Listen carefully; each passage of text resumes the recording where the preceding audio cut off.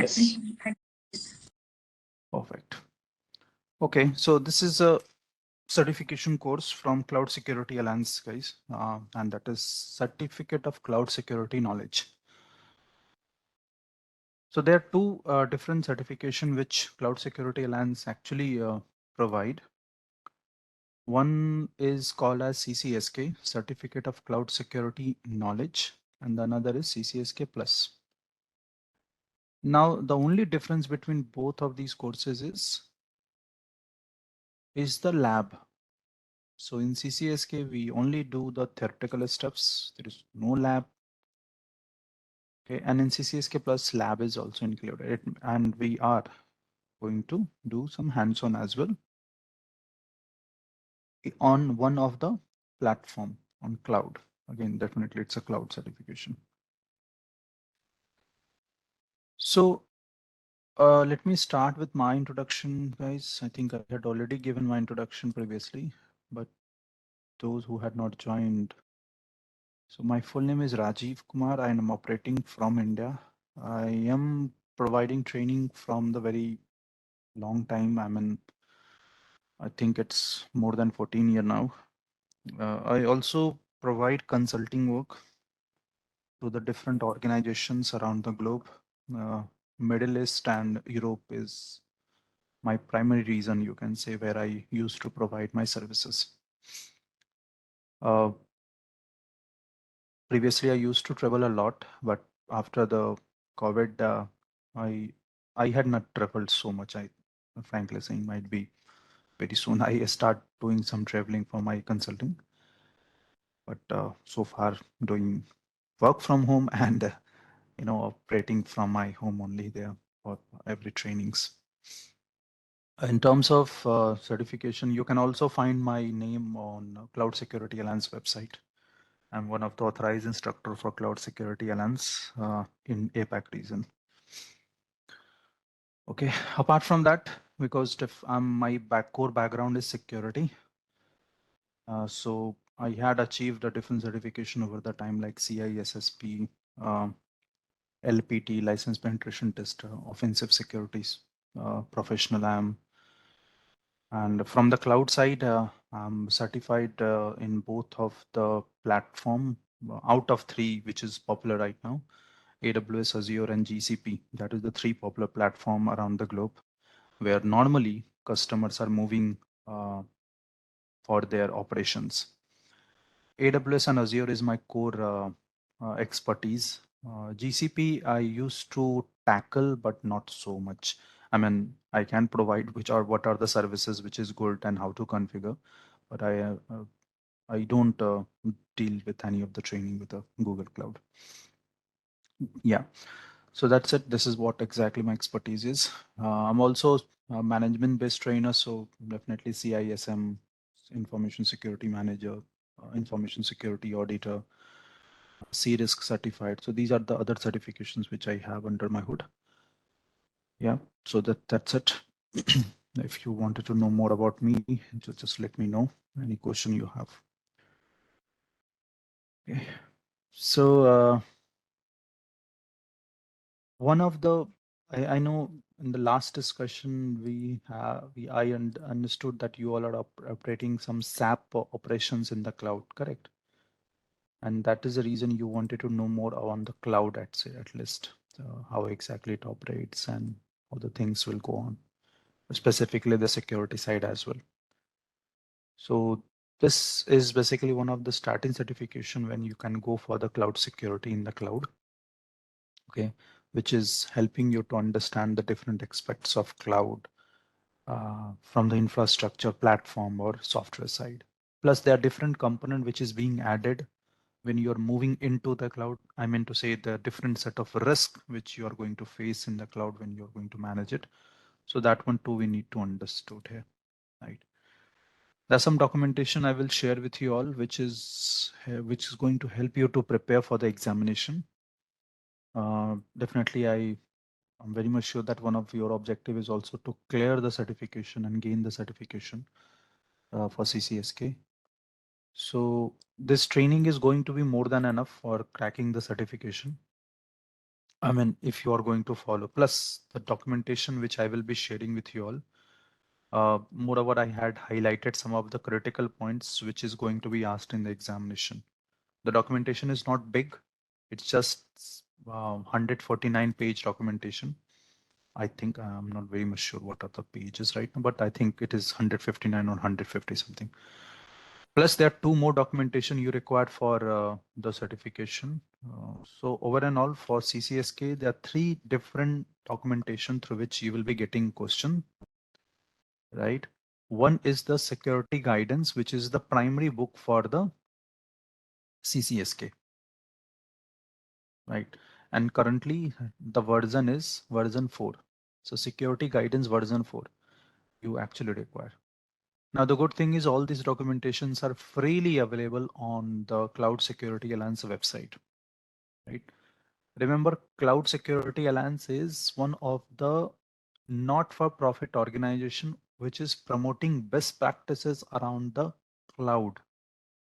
So remember, whatever operations we are doing in our traditional infrastructure, the same operations you are going to perform on the cloud as well, right? So if you are a network administrator, your role is to configure and manage the network in your organization. And for that, you might be using the routers, switches, firewalls. There are so many devices nowadays we use for managing the network and securing the network. The same thing you will be doing on the cloud as well. The only difference is going to be all the devices now is a virtual format available, right? So what the providers do, the providers are actually going to offer you one tool that is called API, Application Program Interface. The goal of this API is, let's suppose we have a hardware device. So definitely whatever operations we are going to perform on the cloud, that is still going to operate over the hardware only, right? But that hardware is not exposed to the customer. Let's suppose I'm a cloud customer. Provider will not provide me this, hardware. They are not going to expose that hardware directly to me. Why? Because this hardware might be shared among multiple customers. Right? Remember, around the globe, if I'm using Microsoft Azure, there are millions of customers there, which is using the cloud, right? Providing each of the customer a independent hardware is basically one of the toughest tasks. Plus, definitely because of that, the cost will increase, right? Let's suppose I'm purchasing a firewall. For each of the customer, the cost will increase, plus the licensing cost, and there are so many different administration costs. So one of the reason you're moving into the cloud because it is offering you the cost effectiveness, right? But if you're not getting that, then there is no any mean of moving on the cloud, right? So what they do, they are going to provide the hardware on their data center. So they are having their own data center, right? That hardware is exposed to the customer using API. It means customer will be making request on this API, and via that API, it will go to that hardware. Now, all the movement which the customer is doing on this hardware, that is recorded via this API. So you can say API is an interface between the customer and the hardware. I mean, they both are going to communicate with each other using this API, and all the activity is being monitored. So if there is any malicious activity, let's suppose someone is trying to conduct some bad activity to gain access over the hardware completely. Remember, on this hardware, providers are going to offer you the partial, you know, access. It so you can access only your data, your communication, whatever. But if you're trying to do more than that, then this API will detect that activity and immediately, the control will be triggered. So you can be blocked by the provider or some other, actions they can take. So on the cloud, we are still using the same hardware. The only thing is this hardware is going to share among multiple customer, and to track each of the customer activity, providers are using this API. Now this API is exposed to you, I mean to the customer, with the help of a web interface or command line or directly using the API as well. But moreover, one of the most popular option is web interface, because that is very easy to understood and easy to control as well. Otherwise, if let's suppose you are using command line, then you have to remember lots of command to interact with. And if you want to interact directly using the API, normally direct interaction with the API is good for the software developers. Why? Because generally for they are going to utilize some sort of SDK, software development kits, which is going to help them to interact with the API, pass the command to interact with. But the good thing is with the SDK, you can customize your activity, like you want to automate or you want to do the integration with your own solution present in the environment. That one you can do it very easily using the SDK. Right. So this popular option, web interface or this SDK, or one more option we have, what is that? CLI. All of them is called as management plane. Now this is a new term in the cloud we generally use, but moreover not a new term here. Okay. So is that clear for you all?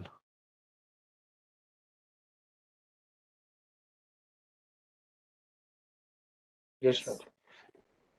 Great. So this is what the how exactly, when a little bit glance I had given you, how exactly we work over the cloud. So coming back to the certification, as I told that this Cloud Security Alliance is one of the not-for-profit organization which is promoting best practices around the cloud and their services. Remember, there are so many services you may be utilizing over the cloud. And on the cloud, there's so many services are available for the different sort of customers. So if I'm a developer, for that, for me, I have a different set of services. If I'm a network administrator, for me, I have a different set of services. If I'm just want, if I just wanted to utilize the application, I don't want to configure and manage anything. For that, we have a different set of services. It means based on the customer, there's so many different type of services already we have. Okay. Definitely you don't want to utilize all of them. And it's very tough for you to get expertise over all these services, because each of the service itself is itself is having lots of core concept to understand, right? So definitely what is your requirement, based on that you will pick one services and you wanted to make yourself expert in that. That is the core thing. So Cloud Security Alliance is just ensuring that whatever you use on the cloud, you should follow the best practices to ensure that data will not going to leak, your credentials are not going to be, compromised, and you are secure enough there. That is what the core agenda of the Cloud Security Alliance. And for that, they had issued multiple documentation. Because nowadays organizations are moving in the cloud, it is basically getting more and more popular among the organizations. That is the reason that all the customers require a best practice, you know, among those services. The popularity of Cloud Security Alliance is because of that. Like over the time, Cloud Security Alliance has grown so much. They had published lots of different white papers for the different core services, sorry, which you can access it over their website as well. Right, it's a completely free documentation. Some documentations are paid, but most of them is completely free, which you can access and go through, understand, and implement. This is what exactly this. So right now, for the guys who actually wanted to move into the cloud security and wanted to understand the basics of security for the cloud, they had issued the certification CCSK, Certificate of Cloud Security Knowledge, where one of the documentation is security guidance, which is talking about how to do the things. right? I mean, this documentation is mostly talking about how to do. So let's suppose I have to implement a certain uh, control or certain service. How to do that? That is basically discussed in this guidance. But what to do that? Okay, for that there is a different documentation we have that is called CCM, Cloud Control Metrics. Right. Now remember, Cloud Control Metrics is going to help all of them. If you are an auditor, if you are a customer, and if you are a provider, this documentation will be helping all of you. Just a minute. Hope this. Yeah. So CCM, Cloud Control Metrics. The current version of this documentation, which is published, is version 4 itself. Just few months back, the last documentation we were using is 3.01. So that is the previous documentation. But now the current version is version 4, which you can utilize. Now what this documentation is talking about? So this documentation is talking about the different domain where the security can be implemented. So let's suppose I'm concerned about the identity part. In the cloud, or not only in the cloud, even if you're in your traditional infrastructure, if you don't have proper identification or authentication services available, chances are very, very high the services may get compromised. Right. So for that, we have a certain domain, identity and authentication, which is talking about what are the some of the best practices available around you, which you have to follow. What are the standards you have to follow? Like in US, for the federal government, mostly we follow the NIST guidelines, right? National Institute of Standard and Technology. So federal governments, it is basically compulsory for them to follow the NIST guidelines. So from the NIST, for the identity and access management, there is a separate information or the white paper published there, right? So let's suppose before implementing any control, I want to do the risk assessment, right? What are the risks, right? How can we check what is the impact of the risk? So for that, there is a different white paper they had published. So if you're going to follow the NIST 830 documentation, they are actually talking about the risk assessment. Again, the good thing is that all the NIST white papers are freely available on their website. Even in the Google, if you're going to search NIST 830 PDF, you can download and you can go through that. Now the only issue is they are very boring documentation. I mean, they are only 30 to 40 page of documentation, but they are very dry.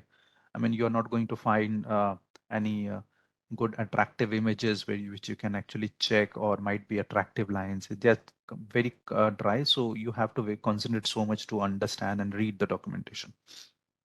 Again, for different activity, they had published different. But again, this cloud control metrics is not created for the US government. It is created for the customers around the globe. So in the CCM, they had published what are the controls you have to follow. It means there is a control domain given there. Within that control domain, what are the objective of that domain? What are the different standards you have to compile with in that domain? That is listed in the CCM. So in CCM, let's suppose we are having identity and access management, then objective given there. What is the objective of this domain? Then for this domain, there are different control objectives available. Okay, so within an IAM only, you may find different control objectives for the different activity. And each of the objective is mapped with a certain standards, right? So when you are implementing these objectives, you have to take a reference of these standards. So you have to check, hey, what exactly they are talking about. Okay. Now, which standard to pick, it totally depends where exactly you're operating. Like in Europe, normally we follow the BSI practices, best practices. I mean, from the ISO actually. ISO documentations are more popular there. But if you are in the US, then NIST guidelines are moreover followed there. Okay. So it totally depends, and that is the reason you first have to understand what are the requirements of your organization is, what the standard they have to follow. So and accordingly, you will be picking one of the guideline, and then you are implementing that guideline carefully by understanding what they're talking about. And that is where we sometimes require a certain training, like let's suppose you are going for the business continuity. So for the business continuity, BSI had actually offered 22301 business continuity planning. So for some time we require a proper training over that to understand how exactly the BSI thinks about the business continuity planning and what are the best practices we have to follow while implementing. And after that, what you will do, you will ask auditors, third party auditors, that hey, come do audit. I had implemented whatever told in the NIST guideline or the BSI guideline, and provide me the certification, right? And that certification you are going to show to your customer that, hey, we are ISO certified, so you can trust on us. We are maintaining a very tight security as per the regulatory standards, right? So CCM is basically providing you the controls which is mapped with a different domain, different control objective, and all of them is mapped with a certain standards. Right. So if we are going to follow this documentation, moreover, we are following a best practices around the globe, which is helping you as a customer. It is helping you to ensure that you can make more and more money by onboarding more and more customer. Now there are two customer and now I had used. So you might get confused here. See what is happening. We have a cloud service provider, which is Azure or AWS. You are getting services from Azure. So you are a cloud customer, right? Who is getting services from the provider. Okay? But you are getting services from the cloud provider not only because you want, but because you want to run your some of your services on the cloud. Why? Because you want to offer your services to your customer, right? So at the end of the day, this is one the target is. So you want to onboard more and more customers here by ensuring that you are following all the security guidelines to ensure that customer going to have confidence on you for running your services, right? So that is where the CCM required. So if you are a customer, if you are a provider, see, provider is also offering lot many services. So you are not going to be onboarded if you're not following the CCM guidelines, right? So this is the reason CCM is very important documentation for us. So this is the another documentation where from where you will get questions. But the good thing is you will not get lot many questions from here. So my maximum 5 to 6 questions you will get in the examination from CCM. Okay. Now the third documentation which is required for the CCSK is called as ANISA risk documentation. So what is this ANISA risk documentation? So ANISA is from one of the European nations risk guideline available. See what is happening when you're moving into the cloud, you may have to understand the different type of risk, different sort of risk which you may face on the cloud. Okay, so that one you need to understand. So in this documentation, they had given all the different set of risk which you are going to face. Now, definitely, so far, the documentation which you're following is very old documentation. It is still not updated, so we are going to follow the same here. So I think this documentation was published in 2015 or 16 or might be more than earlier, but still they are very much relevant. So still they had not published the latest documentation, and all of your questions, again, 5 to 6 questions you will be getting from the ENISA guideline as well. But the good thing is you don't need to worry about these two documentation. I will help you what are the maximum level of question they can ask you. The only thing you have to prepare is from the security guidance if when it comes to examination, right? So these are the three documentation which is required for CCSK, Certificate of Cloud Security Knowledge. Okay. Now coming to examination, let's understand the examination pattern. So CCSK examination is completely online exam. And the good thing is it's an open book examination. It means at the time of examination, you can have your documentation open. There is no one proctoring you. It means there is no one monitoring you. Okay. But the problem is the time duration. So you have 90 minutes to complete the examination. It means 1.5 hours to complete the examination. And the total number of questions you will be getting is 60. So total of 60 quizzes you will get. All of them is multiple choice. There's no any um, what you can say scenario based question or lab based question. Okay, no, only multiple choice question. Out of them, you may face, you may get some questions which is asking you to check whether the statement is true or false. Okay, otherwise, rest other questions are going to be multiple choice where you have to select one of the best answer out of four. Okay, so that is the one. So 60 quiz, 90 minutes. And as I told you that you will be getting questions from all other relevant documentation, right? Now to pass the examination, you need to acquire 80%. Okay. So 80% to pass the examination. Now the voucher which you will be getting it for the CCSK examination, that one is going to offer you total of 2 attempts. Okay. It is going to offer you total of 2 attempts. So due to any reason, if you don't succeed in the first attempt, immediately you can start the second attempt as well. But the voucher is valid for total of 1 year. So definitely within a year, whenever you want, you can take your examination. Okay. So this is about the examination. If any confusion or question, do let me know.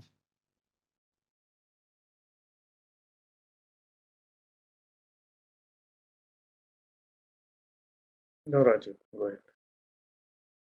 Cool. Great. So this is all about the examination pattern. Let's see what are the contents we have. So course objective, as I already told, that we need to understand the basics of security on the cloud. Now, if you are moving into the cloud side, this is the first course which you can basically start with, cloud security specifically. And after that, if you wanted to do more hands-on and more expertise on that, then you can pick any of the vendor specific certification as well. Remember, it's a vendor neutral certification. It means here we are not going to concentrate on any of one of the vendor, right? Here, objective is not basically to understand the only one vendor, but to understand the overall aspects of the security. Definitely for the lab, we are going to utilize only one vendor. Okay, but it's not focusing on only on one vendor. But if you wanted to get more expertise on any of the one of the platform like Azure, then from the Azure side, there is certification available for the security that is called AZ500, Azure 500, which is specifically for the security. Others we have for the administration, DevOps guy. So it is totally on your requirement, with whether you wanted to go for that or not. Oops. Okay, already explained what are the documentation required for the examination. So this slide is not required. Securus is basically one of the co-partner of Cloud Security Alliance. Now, Securus is also publishing lots of white papers over the best practices and standards. So if you wanted to know more about the security, you can also visit their website.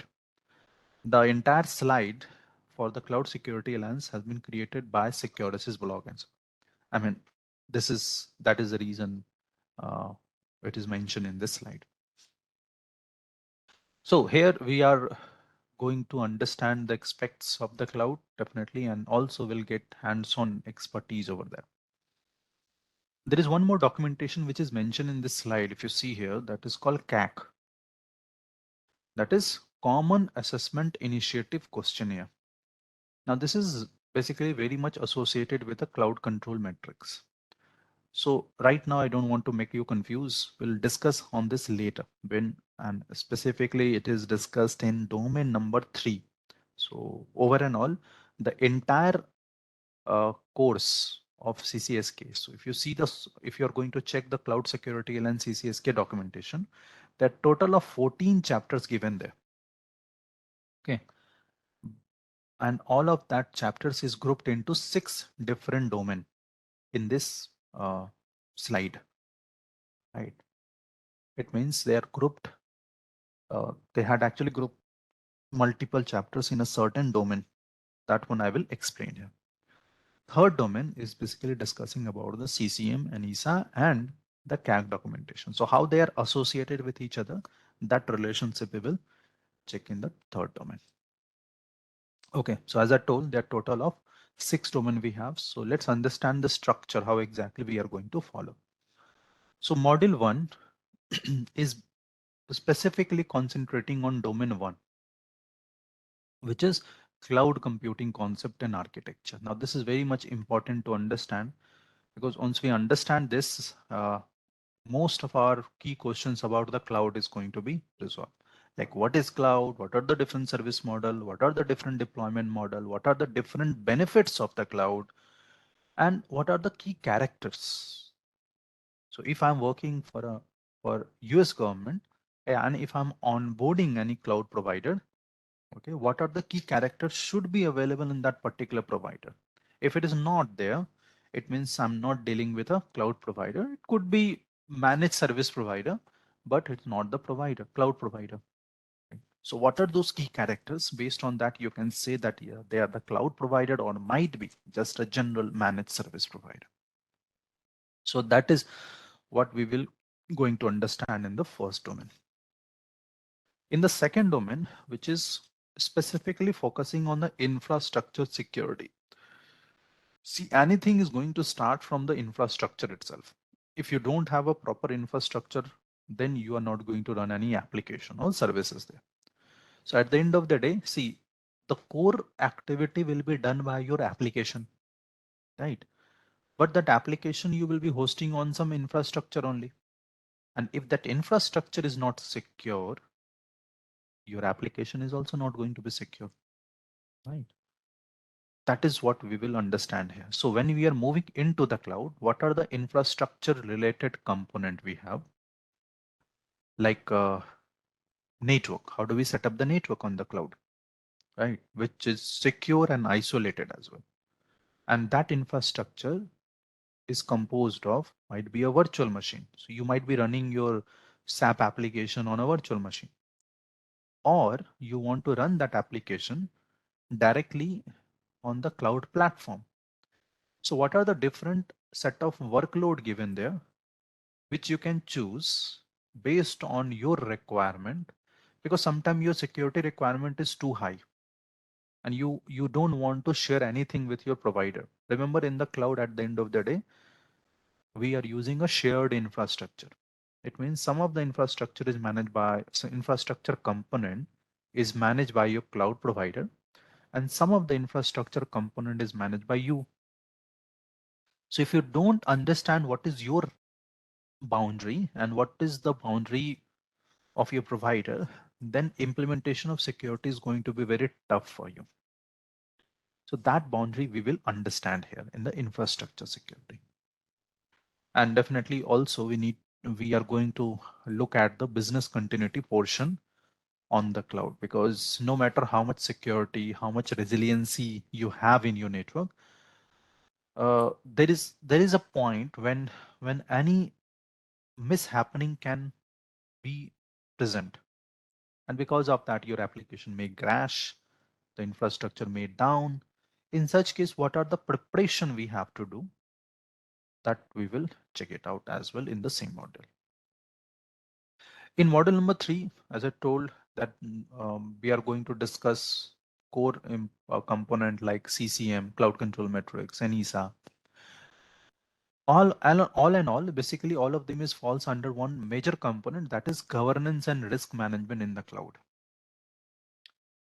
Remember, governance is all about the policies, procedures, guidelines, which is directing you to run the organization. So governance main goal is to ensure that my organization is continue to be there in the market and continue to be profitable, right?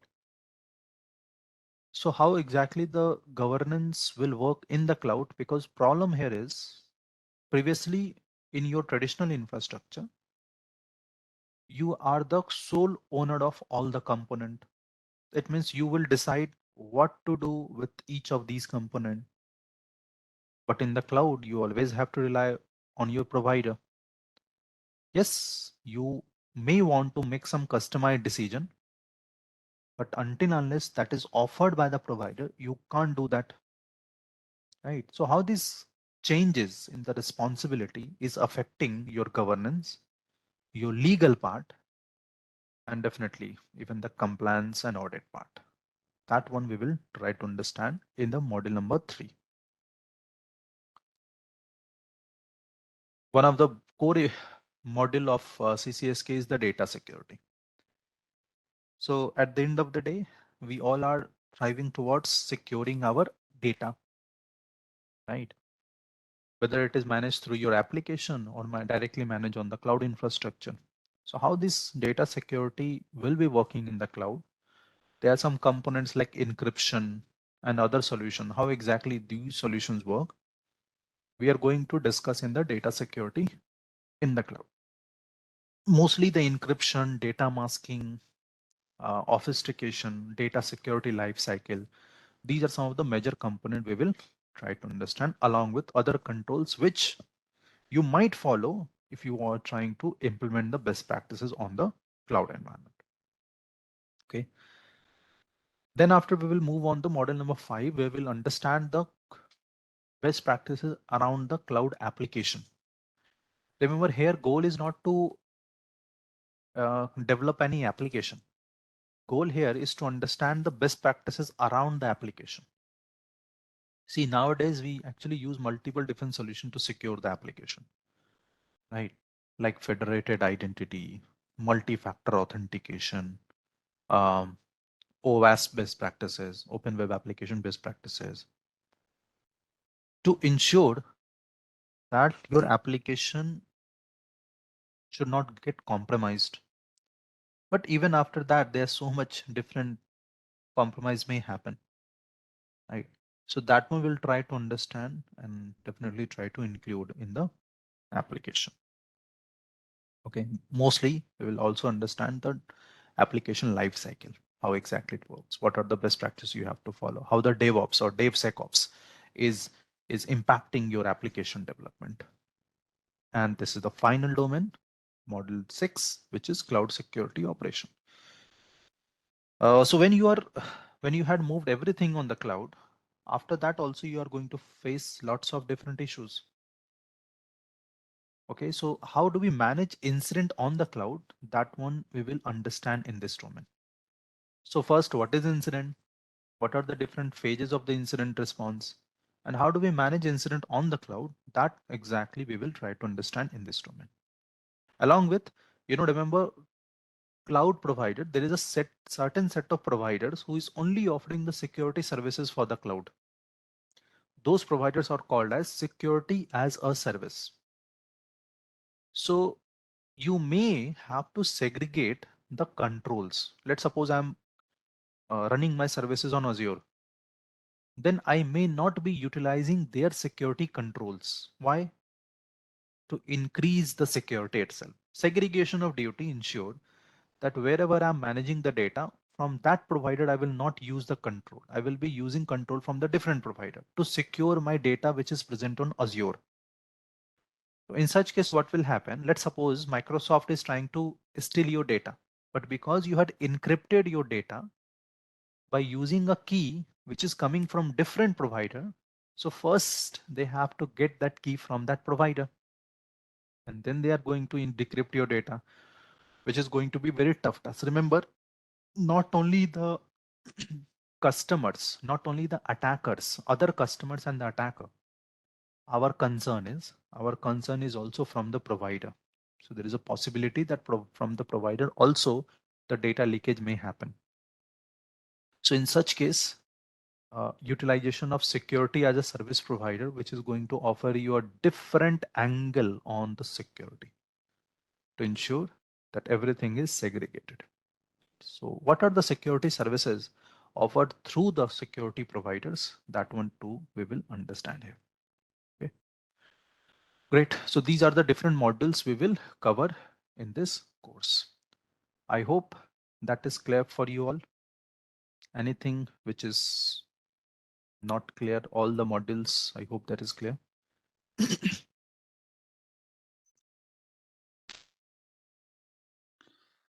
Rajiv, I just had one Mhm. question, not Yeah. regarding to relate to these modules, but when you talk about the cloud, you say platform, right? Mhm. What does differentiation between a platform and a service provider here? Because when you talk about platform, it might be a Google, or it might be a Azure, or it might be our Amazon cloud, right? So how is that different? Like when you talk about platform with compared to the service providers there? See, if so far, whatever platform, see, there are two things we Mm-hmm. have. One is the cloud platform. So when I use this term cloud platform, I'm not normally talking about the Azure, AWS, and GCP, right? These are the cloud platforms, different cloud platforms. Within that, we have a, you know, platform as a service as well, right? See, what is happening, a certain, all of these providers had actually created a certain platform for you. See, what is happening, first you have to, if I'm taking from the very scratch, if I'm a new organization, what I have to do, I have to prepare infrastructure. Within that infrastructure, I will be preparing a certain platform for running my application. And now after that, I'm going to install that application to run it. But what about if that platform is already ready by the provider? I mean, it is already pre-configured and all you have to just come with your application, run that application there and you're good to go, right? So one of them is called as service model. In the cloud, we will try to understand the service models, right? There are three service models available. One is called infrastructure as a service, another is called as platform as a service, and the third is called software as a service. Okay. So talking about that platform itself, yeah. You getting a point? Yeah, yeah. Okay. Any more question, guys?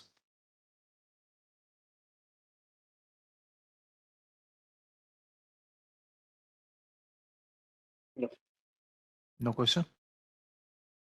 Okay, cool. So I think we are good to go here now. So far we have a understanding on what exactly we will be covering in the cloud security lens. I will be sharing you these all documentations, so you can start going through on that as well. But for that we require a particular platform, right, on which we are going to do the lab and others, right? Now I will be sharing you the vouchers very soon. I mean, that is called as the platform vouchers, but how to utilize this voucher, that is also very important activity, right? So there is a website that is called as Azure platform, right? So you can access this website using a address portal.azure.com, right? So this is the platform on which we are going to do the lab. Any of the lab which is required, we will be doing it using this platform. And to go there, we have an address portal.azure.com. But for that, before you are going to utilize, you have to sign up. Now for doing the sign up, I will be sharing you on Azure passes. Okay, Azure passes will be providing you $100 to utilize all these services. So if you can see here, all the services available here. Now, definitely you're not going to utilize all of them. As I told you that it is basically for the different purpose. Okay. So these are the all different category of the services available in the Azure. Now to utilize these services, you require, funds, and that funds will be available through the Azure pass. So I will be sharing very soon the Azure passes, might be tomorrow. So you can activate all these services.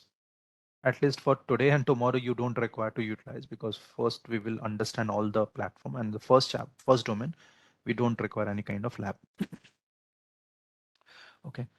But the thing is, how can I use this? See, remember, all for to utilize all these services, there is a subscription you require. So if I search here, I'm going to search for subscription, Azure subscription. So if I click on that, I have one subscription, but right now it is disabled. See, you can see status is disabled.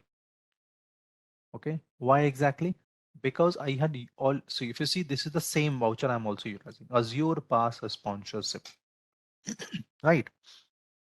But right now it is disabled. So it means I can't utilize any of these services now, because to utilize all these services, I require one Azure subscription. Now, this is also important for you all to understand that if you're going to operate on any of these services on the cloud, you require an active subscription. There are different type of subscription available for the industries, like for the enterprise organization.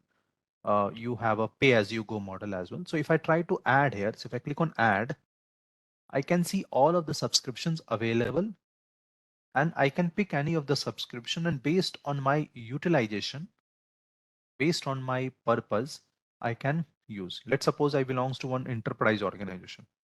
I can go for that, right? So now, now remember, the subscription which right now I'm using here is associated with my another directory, Cloud Rajiv. So this is, I have two directory here, one with the name of Cloud Rajiv, another one with the name of Rajiv Info. Now that is really different things to understand. Let me just switch here. I will explain these directory things later. For now, understand that to utilize this service, you require an active subscription. All this. And how can you get the subscription? I will provide you Azure Pass. Okay. Now, I don't have any active subscription for now. Okay. So I have, so there is a website which you have to visit, and the website name is microsoftazurepass.com. I will be I'm sharing, going to share this link over the chat. Make sure that you are saving this link, because the Azure Pass which I will share, you have to activate here only. So first you have to visit this website. Then you will be using your personal account. Remember, your personal Microsoft account. Don't try to use your corporate account here. Because if your corporate organization is already having some Azure account, then your Azure passes will not work there. It will only work with your personal account. So make sure that you are going to sign up. At least you have a Microsoft account. That's it. Okay. I have one account here, one with the name of Rajiv K at rajiv.info. So this is one of my domain which I'm managing. Right. So first it is asking, please confirm that you're going to utilize this. So first, definitely I have to sign in. After that, I'm going to say that, yes, I want to utilize Azure passes on this account only. And now the promotion code, which I will be sharing you soon, you have to enter it here. I had already just check immediately my mail because I had requested one. Azure Pass from Microsoft. Just give me a minute, guys. Just trying to.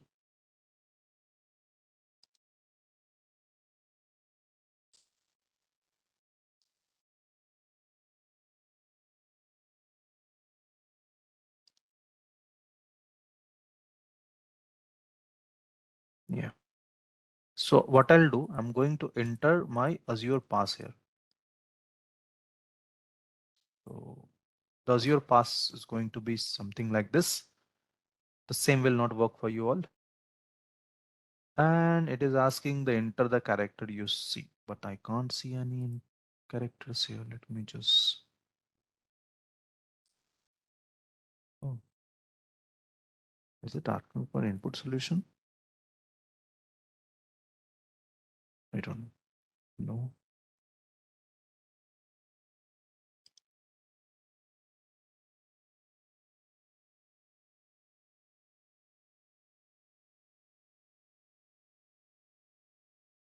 think I need to refresh this page.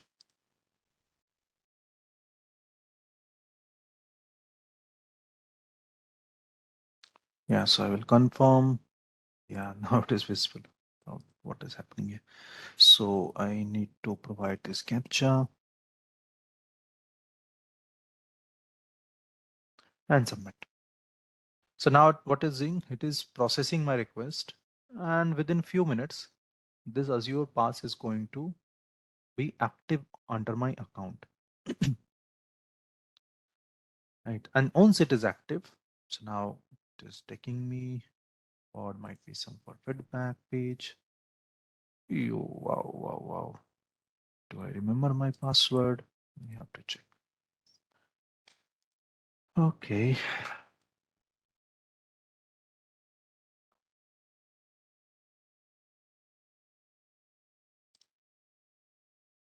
Great. So this is how exactly you will be activating your Azure Pass. So you have to visit azurepass.com, that website link which I had shared. There you have to enter the code which I will be sharing you. And once you're done, remember for all these activity, you have to utilize your personal Microsoft account. Once it is done, your Azure Pass will be active on your under your subscription, right? And once it is active, you have to visit portal.azure.com to check your services. So now it is setting up my account for utilizing the subscription. And within few minutes, I can see my subscription here. I mean, the active subscription. It is still not visible. First, I need, because I'm using different directory. So I have to switch my directory. I will be discussing on this directory part later, because you will be first time utilizing this directory. So you may not require this directory, because you will be getting a default directory from the Microsoft side. That is more than enough. But I will be explaining you the concept of directory when I will explain the identity part for the security. Great. So now we are good to go for the sponsorship. So let me just quickly check, because sometime it may take time to show the active subscription here. As you can see, still not, my active subscription is not listed here. From the subscription part, I can do the filter. No, it is still not visible. No issue. It's actually takes some time. But I hope this is clear how you are going to activate your voucher, right?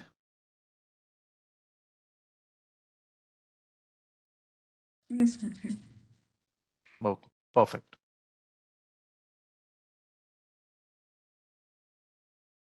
Great. So this is how exactly you will activate your voucher. Now the benefit of having this voucher, as I told, that we are going to do all the lab, which we are going to understand in the theoretical steps in the CCSK. Great. So this is the another thing which we have to understand. Perfect. Now remember, for before we are going to understand all the things, we need to also understand the Azure hierarchy. Azure hierarchy, why we need to understand? Because there's some certain control you want to implement. Remember, we are learning on the security side. So if I need to understand the control, we need to want to also understand how exactly the overall Azure is arranged. Okay. So the thing is, for Azure to utilize, you require one Microsoft account, as I told, one active Microsoft account. Yes, definitely you can also utilize your corporate account, but remember, in the corporate account, there's some limitation already imposed by your organization. Okay. So because of that limitation, you may not be able to utilize your subscription. So even if you have the active subscription, you can't deploy any service. Now that is going to create a problem. So that is the reason I'm suggesting not to utilize your corporate account, utilize only your personal Microsoft account, because there you can provide any of the administrative rights to yourself, right? So first we require a active Microsoft account. Now, after that, you are going to sign up for what? Microsoft Azure. Once you're done with the sign up, with the process just explained, once you're done with the sign up, what will happen? Microsoft will prepare one directory service for you. Where?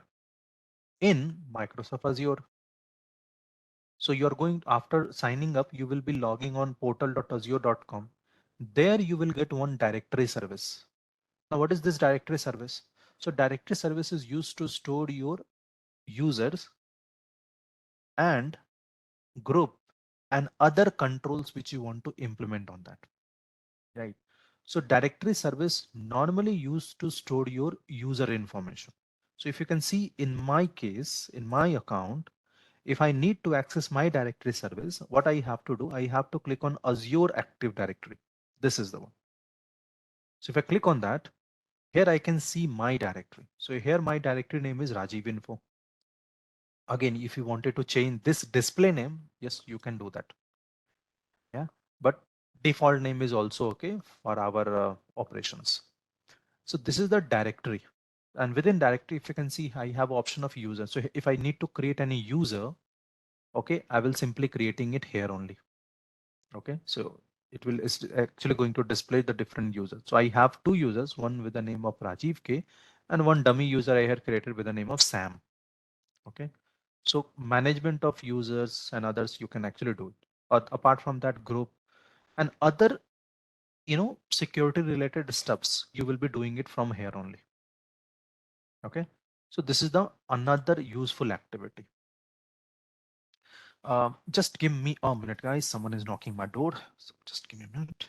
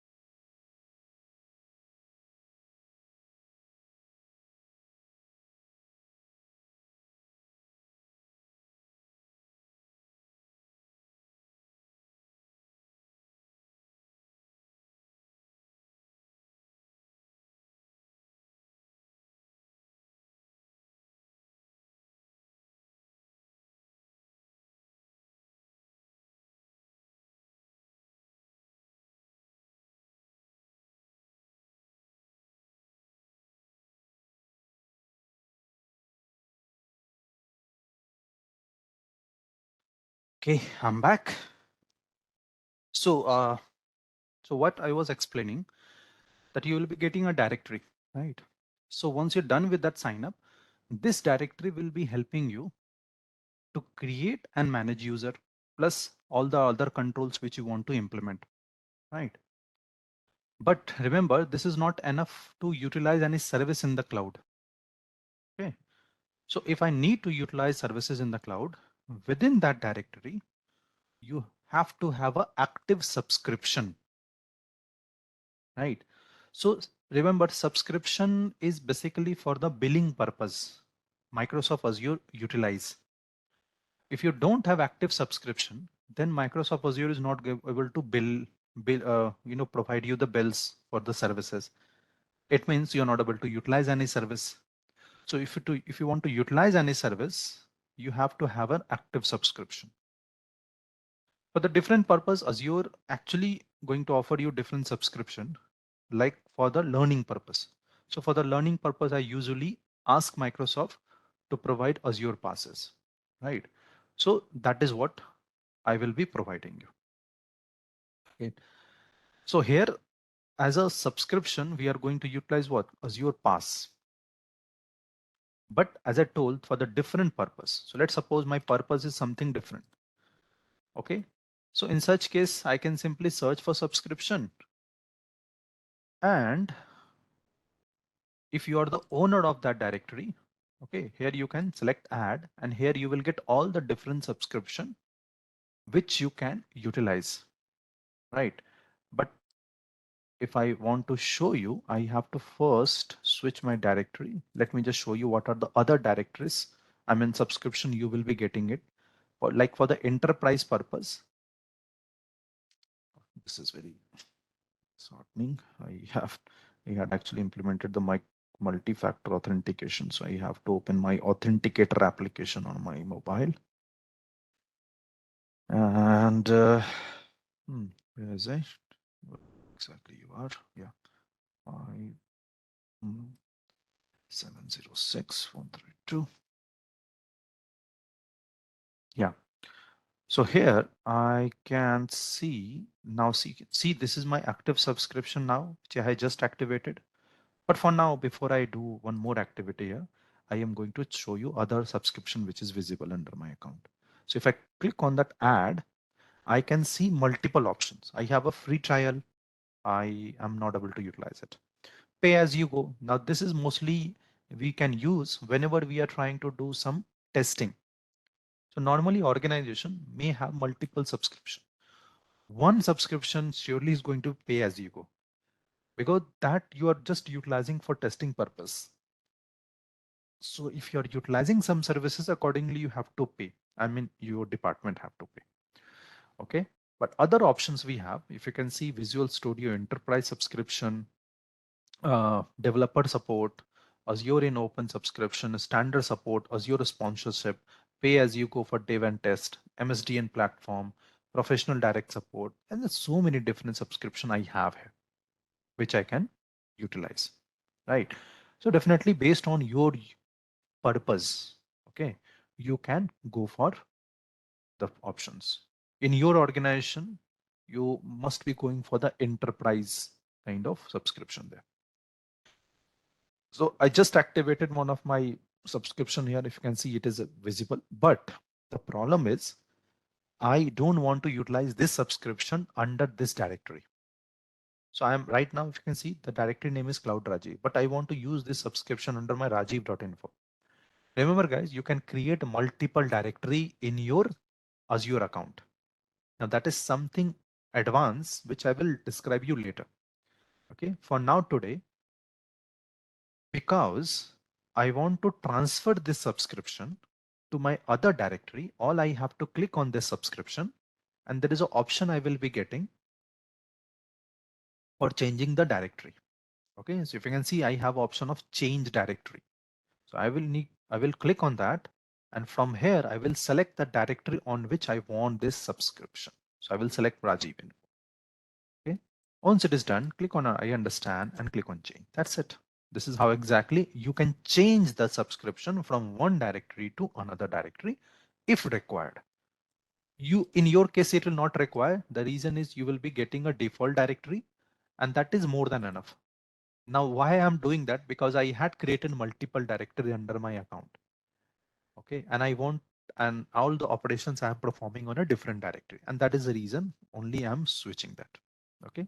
In your case, it is not compulsory. If you want to create multiple directory, then you can switch. That is okay.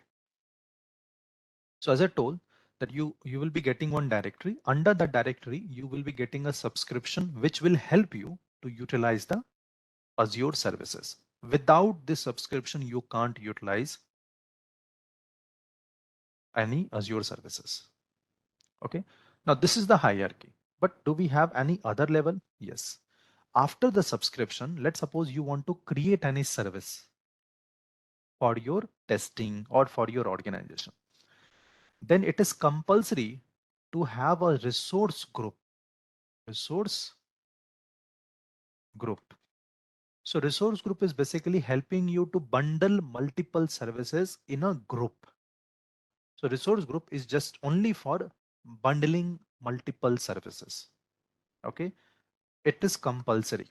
Without any resource group, you can't create any service. Right. So it is very compulsory to have a resource group in your account.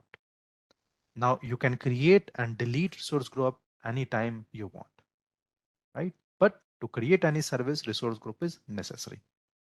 Okay. Now this is the hierarchy. It means we have a Azure directory, then a subscription. Within that subscription, we have resource group.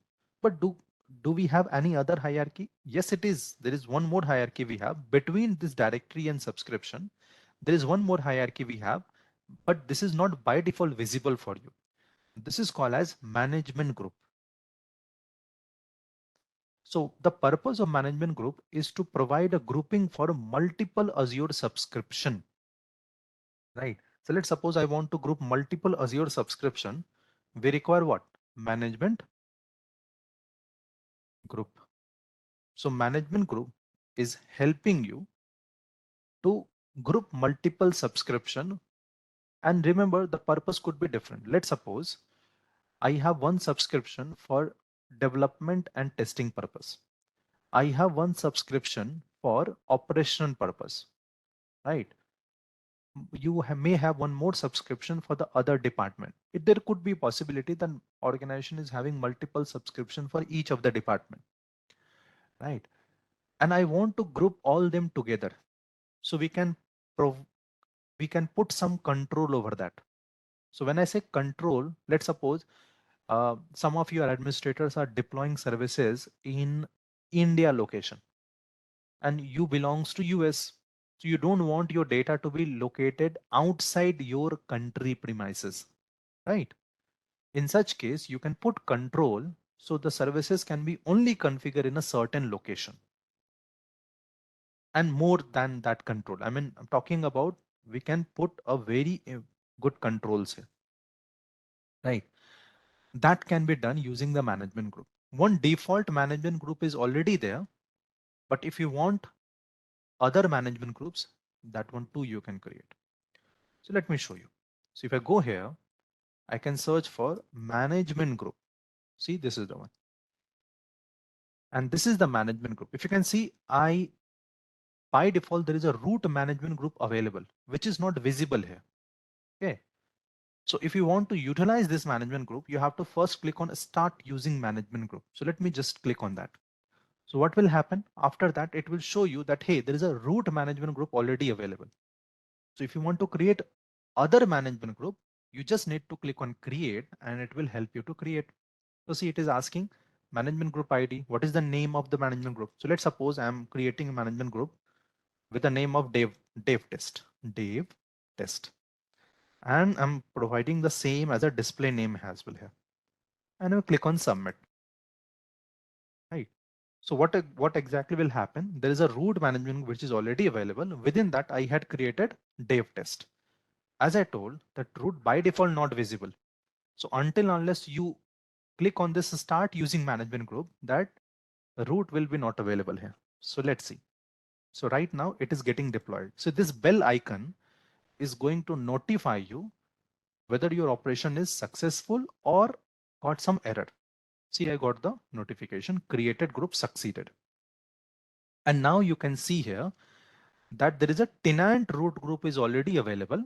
And within that, I have this subscription. Although this hierarchy is showing that dev test is under the subscription, but that is not true, right? Right? Why? What is happening? By default, your subscription in the root group. So let's suppose I want to transfer this subscription to this dev test. I can do that. Yeah, so it is showing that right now your subscription is a root management group. But if you want to transfer it to the dev test, you can do that. As I told, that management group is used to bundle multiple subscription for any kind of administration purpose. So this is what the overall hierarchy of the Azure. And within that resource group, what we have services. So whatever services you want to utilize is going to be available here. So before we are going to learn about any of the security, this hierarchy needs to be understood very importantly, because if you want to implement control, let's suppose I'm implementing control on the management group. What will happen? It will automatically inherit on the subscription and to the resource group and to the service. So what is happening here is actually follow the inheritance concept. So whatever we implement on the top group automatically inherit in the down level. So if let's suppose I'm creating some control which I don't want to put in the services. So if I don't understand this hierarchy, you might be implementing control which will automatically going to be implemented here, which is definitely going to create an issue for you. Right. So I hope this hierarchy is clear for you all.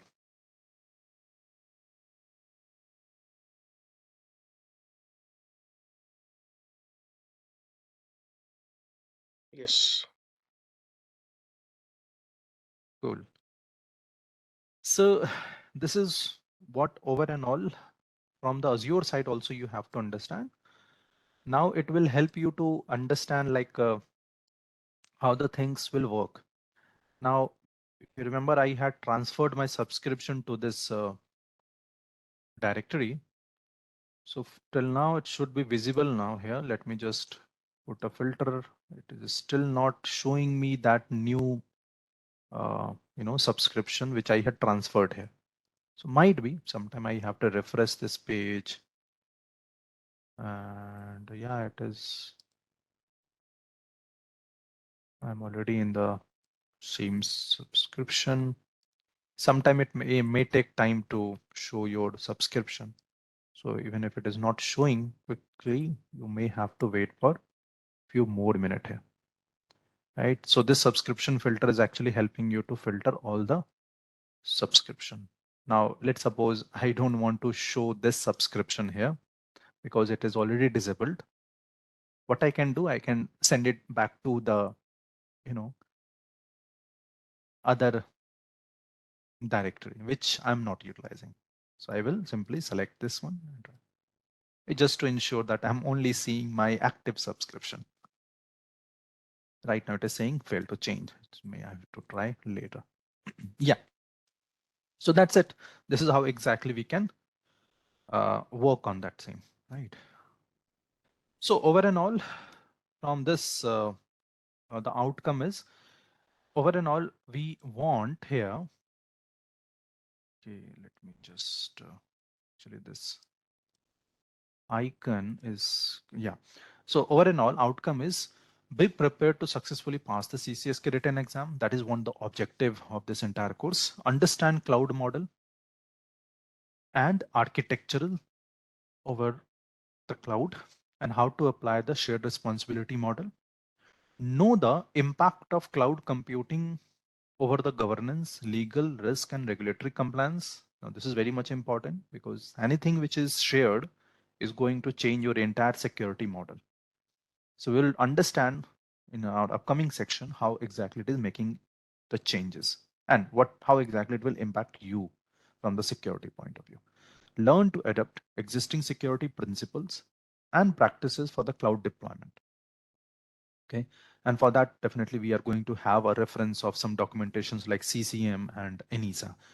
It will help us to understand that what is the risk and how exactly it is impacting us and what are the controls which can help you to improve the security.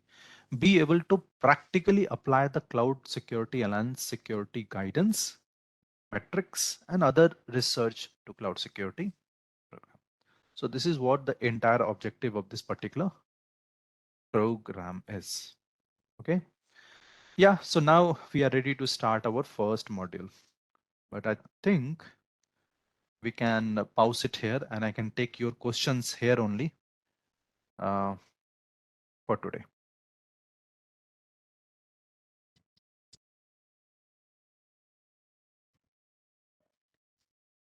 Roger, Roshni here. Can you go back to the whiteboard again, please? That management group where you were showing it.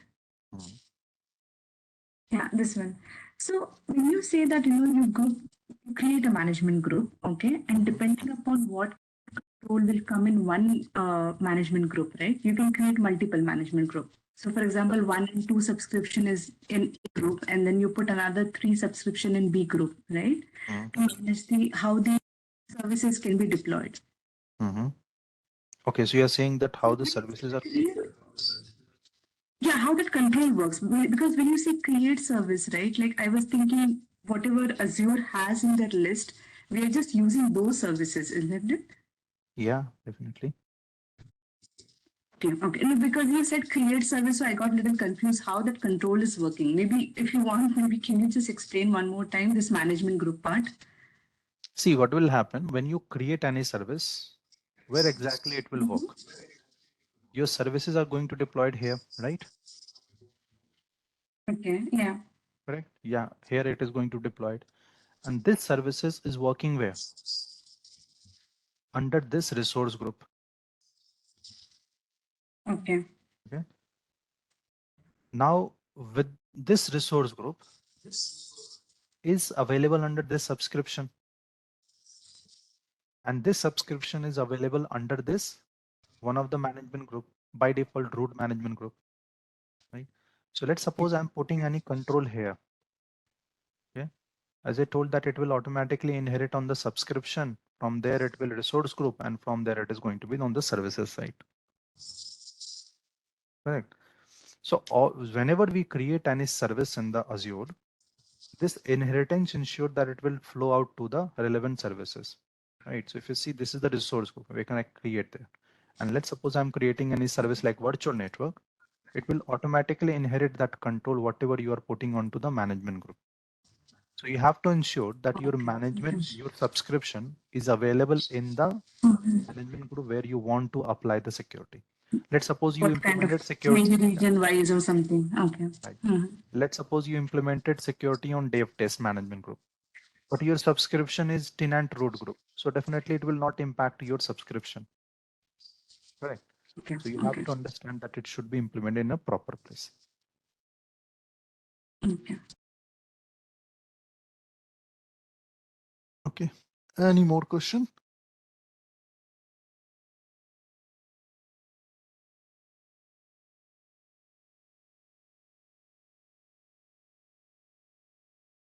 Cool. So I think there's no any question. Yes, please. No, nothing from my side. Oh, no question. Great then. So I think we are good to go for today. I mean, so I think we all are okay on tomorrow 5:30 p.m.